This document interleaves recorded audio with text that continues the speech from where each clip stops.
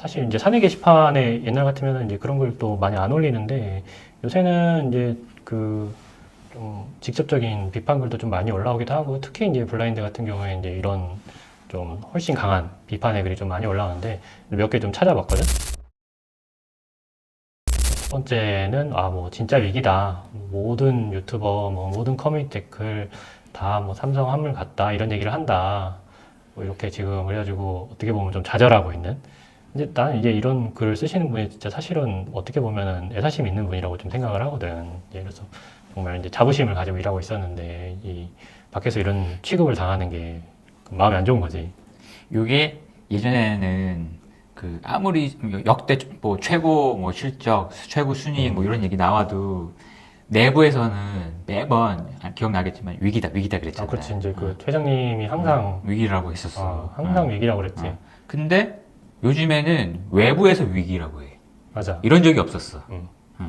그러니까 내부에서야 좀 더 뭔가 더 내실을 다지고 긴장 풀지 말라 뭐 이런 메시지를 그냥 받아들였는데 이제는 우리가 부정을 해도 외부에서는 위기라고 하는 이런 적은 처음인 것 같아. 맞아. 그게 진짜 많이 달라진 것 같아. 맞아. 그게 좀 많이 달라졌고, 그 다음에 이제 또 다른 글을 보면은, 이제 이거는 이제 타운홀 후에 올라왔던 글인데, 여기 보면은 이제 직원들은 대체로 약간 그 경영진이나 임원들이 뭔가 이제 사태 파악을 좀 잘 못하고 있다는 인지가 있는 것 같은데, 여기서도 보면은 임원들이 아직도 뭐가 잘못됐는지 모르고 있다. 그래서 지금 상황이 많이 달라졌는데, 이거를 뭐 여기서 지금 이렇게 임원들이 사태 파악을 못하고 있으면은 약간 이제 이거 뭐라 그러지? 패배의식이라고 그러나? 여기서 이제 뭐 해봐야 소용이 없다. 약간 이렇게 말하고 있고. 이 그림이 이제 지금 재밌었는데 이렇게 되게 큰 배에 노조는 실제로 일하는 사람은 진짜 한 명밖에 없고 나머지 사람들은 다 모여가지고 이제 그 어떻게 보면 탁상공론이라고 하잖아. 정말 이제 운영진들이 모여서 불필요한 예산을 다 절감했는데 운영이 왜 안 되는 거지? 라고 이제 실질적인 문제를 파악을 못하고 이런 식으로 이제 대응을 하고 있다. 이걸 이제 그 비판한 거지, 이분이. 그래서 그렇게 생각을 하시는 것 같아. 그리고 이제 또 그 타운홀 요약 다른 거를 보면은 그 질의응답을 요약을 한 건데 그 첫 번째로 위기인데 앞으로 어찌하나 이렇게 물어봤을 때 대답이 그 방향은 문제가 없는데 속도가 안 난다. 그러니까 이제 경영진의 어떤 디렉션 설정은 괜찮은데 직원들이 열심히 안 하는 게 문제다. 그래서 직원들의 반성과 절실함, 몰입이 필요하다. 이렇게 얘기를 했다는 거야. 이제 뭐 말을 이제 분명 이렇게 직접적으로 하진 않으셨겠지만 이제 이게 받아들이는 메시지가 받아들이는 사람이 이제 이렇게 받아들인 거잖아. 이게 진짜 난 문제라고 봐. 이게 타운홀의 그 취지가 뭐냐라고 하면 접점이 너무 떨어지니까 최상위 그 의사결정권자와 어떻게 보면 구성원들이 거기서 온도감을 맞추는데 거기서 그 구성원들이 느끼기에 메시지가 결국 너가 잘못이야 라고 얘기를 한다라는 거야. 이게 좋은 리더가 할 수 있는 행동이었냐라고 하면 나 아니라고 보거든. 그렇게 생각할 수 있지 당연히. 했더라도 본질적으로 이 문제를 해결하기 위해서는 오히려 저런 메시지가 전달되지 않고 본질적인 문제에서 저걸 어떻게 이분들을 이끌어낼지 정도의 어떤 말과 행동이 보여줬어야 되는데 뭐 예를 들어서 그 방향이 맞는데 뭔가 더 일을 열심히 하게끔 해야 된다라 몰입하게 하기 위해서 해줄 수 있는 뭐 그런 액션들을 얘기해 줬어야 되는데 저렇게 그냥 아니 니네가 잘못이야 우리는 잘못 없고 요 얘기를 했다라는 게 그치 이제 뭐 사람들이 좀 실망할 수밖에 없었겠지. 안 하는 일만 못했어. 오히려 안 한 게 나았을 수도 있어 진짜.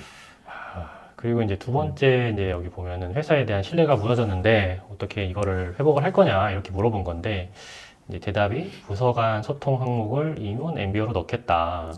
이게 이제 어떻게 보면은 이것도 그 느낌이 이제 그 본인이 이제 뭔가 어떻게 하겠다라기보다는 그 뭐 다른 사람한테 어떻게 시키겠다 이런 느낌이라서 이것도 마찬가지로 본질적인 문제 인식이 구성원들하고 다르다. 저 반대로 얘기하면은 임원의 MBO 항목 중에 소통 항목이 올라가면 회사에 대한 신뢰가 올라갑니까? 그러면은 아닌 거고. 좀 더 이제 그 진지한 고민을 해주기를 원하는 건데 문제 인식이 달라. 구성원들하고 저 이야기를 해주신 분하고는. 그러다 보니까 솔루션이 왜? 무슨 MBO? 이렇게 나오는 거야. 그리고 이제 뭐 다들 나가려고 하는 분위기인데 뭐 어떡할 거냐. 지금 뭐 안 그래도 뭐 블라인드에서 보면은 이제 뭐 거의 뭐 모든 사람들이 뭐 이직을 하겠다 뭐 그럴 정도로 이제 그런 느낌이 물론 이제 다 그런 건 아니지만 이제 어쨌든 옛날보다는 훨씬 그런 의견이 많이 형성이 되고 있는 것 같은데 그래서 이런 분위기 어떻게 할 거냐라고 했을 때 이제 대답이 나갈 사람이 주변에 보이면 뭐 같이 좋은 회사 만들자고 진심 어린 조언과 설득을 통해 잡아달라. 이것도 어떻게 보면은 방금 앞에 대답처럼 이제 본인이 이제 어떻게 하겠다 이런 것보다는 이제 직원들한테 너희가 좀 잡아봐라. 그치. 이렇게 얘기한 거니까. 이게 아까 얘기했던 인재제일이라는 철학을 통해서 사업의 목표를 달성한다라는 그 확고함이 있었으면 오히려 우리는 인재에게 최고의 인재들에게 이런 대우를 하고 최고의 인재들을 위해서 뭐뭐뭐 하겠다. 뭐 어떤 그런 부분들을 계속 더 얘기를 해줌으로써 내가 여기서 잘하면 어떤 보상과 어떤 최고의 대우를 받겠구나.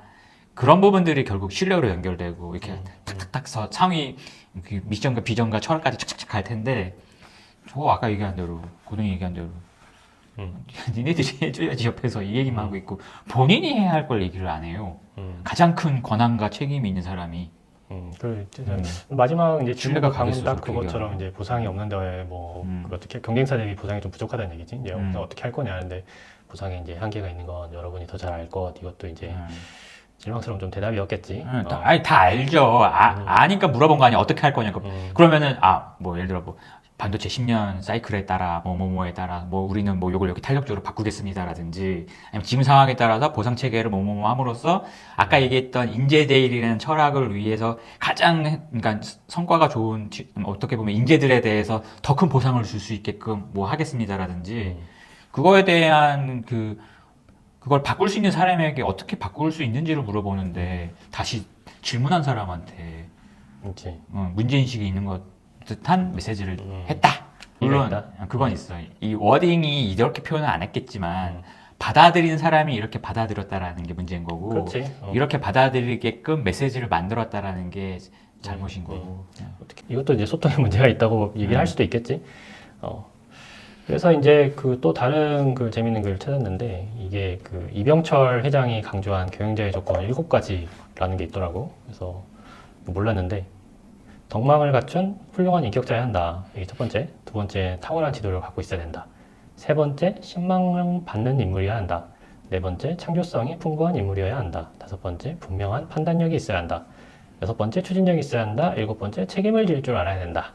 그래가지고 이제 지금 현재 이제 경영진들이 과연 여기서 이제 몇 개나 해나가는 것 같냐 이렇게 이제 투표를 올렸는데 지지도 조사라고도 할 수 있을 것 같아. 지금 보면은 거의 뭐 지지한다가 한 22.5% 정도고 중간이라고 할 수 있는 게 이제 한 10% 정도 되고 나머지 거의 70%가 이제 어떻게 지지하지 않는다. 뭐 이런 느낌인 것 같아. 이만큼 경영진에 대해서 지금 약간 신뢰가 좀 떨어져 있는 상태다. 그러면은 이제 경영진은 지금 현재 상황을 좀 어떻게 생각하냐. 경영진의 방향 설정은 이제 문제가 없다고 생각하시고, 근데 이제 직원들이 좀 더 열심히 해야 된다. 약간 이렇게 생각을 하는 것 같아. 그래서 이런 식으로 사실 인식하고 계시다면은 좀 이것도 아쉬운 부분이지.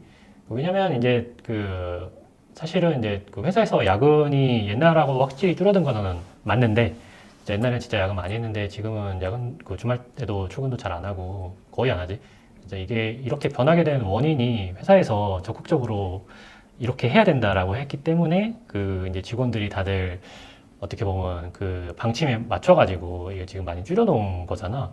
근데 이제 여기서 물론 이제 옛날에 그게 비효율적이었기 때문에 회사가 이제 효율을 높이려고 오히려 그래서 이제 효율을 되게 높여놓은 상태인데 약간 지금의 문제가 그것 때문이다라고 말하는 것처럼 느낄 수도 있으니까. 그러니까 본질적인 문제에 대한 인식이 안 돼 있는 것 같아. 그러니까 결국은 나와서 시간 땡땡이 치고 그냥 시간만 뭐 쭉 근무 시간만 늘리고 주말 근무도 하고 해서 수당 받아가는 이런 비효율이나 그냥 어차피 또는 나 일찍 내가 효율적으로 일하면 뭐해 여기 내가 먼저 간다고 하면 눈치를 그렇게 주는데 시간이나 때우자 뭐 이런 것도 있어서 그렇게 간신히 잡아놨는데 여기서 이 얘기를 하고 있어요.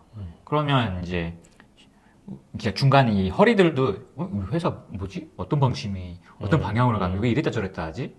헷갈리는 거야. 이런 것도 이제 신뢰에 영향을 주는 거지. 물론 이제 공식적으로 이런 얘기가 사실 내려온 건 아니긴 해. 뭐 이제 방금 말한 대로 공식적인 그런 방침이 바뀌었냐? 뭐 그건 또 아니지. 그건 아니긴 그러니까 더 한데, 헷갈린다는 거지. 그래서 이제 그 개인적으로 느끼기에는 우리가 처음에 이제 한 그 큰 질문이 이건희 회장 시절이랑 지금이랑 뭐가 제일 달라졌냐?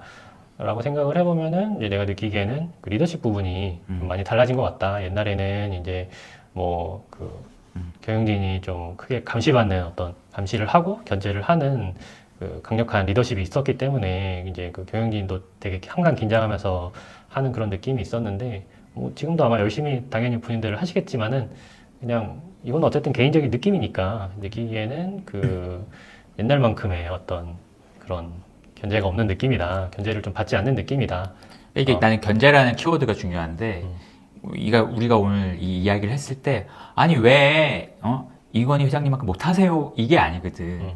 그런 분들은 진짜 그 100년에 한 번 나오죠. 그러면 그분이 없었을 때 발생하는 그 지금 빈 공간이 보이는 거면 그거 어떻게 메꿀지에 대한 게 결국은 다 리더십에 대한 얘기가 훨씬 많으니까 자꾸 리더십 얘기가 나오고 그 중에 하나가 이제 저는 이제 견제라는 단어로 얘기해 볼 수 있는 거고 뭐 다른 것도 더 있겠지만 그래서 이 원인들을 자꾸 진짜 권한과 책임이 있는 리더들에게서 찾아야지 아무리 뭐 니네 왜 열심히 안 해 MZ들이 죽일 놈들 이 얘기 해봐야 소용없다고. 그들이 무슨 힘과 권한과 권한이 있겠어요. 그러면 이제 여기서 한번 정리를 해볼까? 이제 우리 원인까지 얘기를 했으니까, 그럼 이전처럼 이제 다시 달라지려면은, 뭐, 조셉은 이제 어떻게 해야 다시 옛날처럼 좀 강력한, 모습을 좀 되찾을 수 있을 것 같아? 첫 번째로는 회사가, 리더십에 문제가 있음을 인지했습니다라고 보여줄 수 있는 액션이 있어야 돼요. 예를 들어, 뭐, 정말로 사과, 리더십에 대한 사과, 또는 그래서 이런 부분이 있을 때 이건 리더의 책임이다. 정말로 뭐 집에 가세요 리더분. 이런 거 보여줘야 구성원 중간 허리 역할을 하거나 그 밑에 있는 구성원들도 뭐야 예전에 집에 안 가고 맨날 우리 다 지키고 뭐 프로세스를 바꾸나 어쩌네 이 얘기만 하고 위험위험 넘어갔는데 뭔가 바뀌었나 본데? 라고 느끼겠죠. 슬금슬금 바꾸는 건 안 와닿을 거야. 그 다음에 문제의 본질에 대한 인식이 너무 다른 것 같다. 이 회사와 또는 리더와, 물론 이제 회사라고 하면은 오히려 안 맞는 것 같고, 리더가, 최상위 리더들과 이 실제 구성원들 간의 문제에 대한 인식이 온도감이 안 맞으니까 어떤 솔루션을 들고 나오든 서로 공감 안 되고, 그냥 어떻게 보면 아까 같이 그 배 노젓는 것처럼, 그런 얘기가 자꾸 나올 수밖에 없는 게. 진짜 본질적으로 뭐가 예를 들면 이제 회사 전체 구성원들이 이게 진짜 회사가 다시 정신 차리고 정말 다시 제대로 좀 달리려고 하는구나 이런 거를 인지할 수 있는 뭔가 액션이 있어야 되는 것 같아. 그게 이제 뭐 어떤 인사조치일 수도 있고 아니면은 이제 어떤 뭐 선언일 수도 있고 뭐 이런 좀 그런 게 좀 필요한 시점인 것 같고 확실히 지금 그 상호간 경영진이랑 직원 사이에 약간 신뢰가 좀 많이 깨져 있는 느낌이긴 하고 이 신뢰가 좀 회복이 돼야 회사가 다시 이렇게 많이 힘을 낼 수 있지 않을까 그렇게 생각해.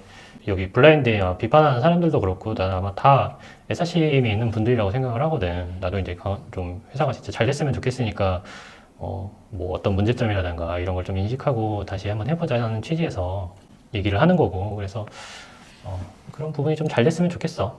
이게 나도 내가 여러 회사를 다녔지만 삼전이 가장 애 지응에서 지응도 없고 애만 있었던 회사거든.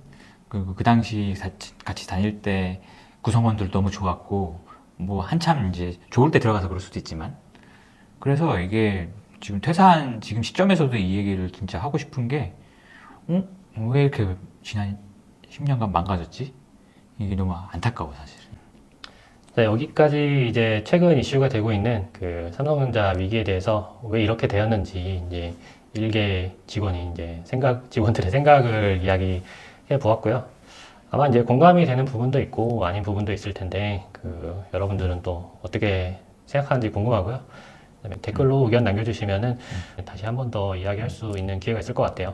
저는 그리고 그 얘기도 해보고 싶어. 그죠? 예전에 댓글 보니까 왜 얼굴 가리고 하세요라고 하는데 그거는 지금 상황이 내부적으로도 이걸 자유롭게 얘기할 수 있는 그런 분위기나 상황이 아니기 때문에 더 이런 이야기를 할 수 있는 하기 위해서 오히려 얼굴을 가렸다고 생각하면 될 것 같다.